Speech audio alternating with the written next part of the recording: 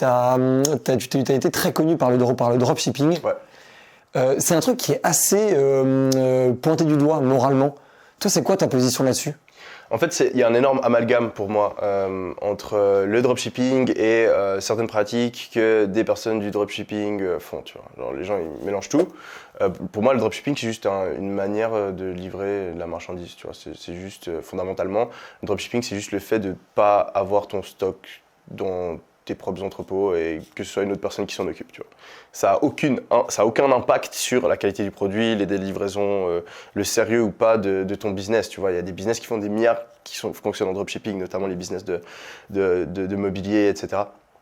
Mais en fait, la plupart des gens font un espèce de gros mix avec dropshipping. Pour eux, ça veut dire site fait à la va-vite par une personne pas sérieuse avec du marketing trompeur qui fait de fausses réductions. Exact, à 100 balles. Ouais. Et donc ouais, et en fait, ce qui est drôle, c'est que c'est que en France. Ah ouais? Ouais, je me rends pas compte. non, il y a vraiment, tu vas aux US, tu vas, après je connais pas tous les pays du monde, mais en tout cas dans le marché anglophone, le dropshipping n'est pas du tout pointé du doigt. Et c'est vraiment en France que c'est ultra médiatisé, et je pense que c'est aussi lié au fait qu'il y a eu beaucoup de scandales, tu vois, avec les influenceurs. Ouais, il y a eu Liberda récemment. Ouais, et tout. Exactement. Il y a beaucoup de scandales sur les placements de produits et les influenceurs. Et en fait, ça a mis le dropshipping au devant de la scène.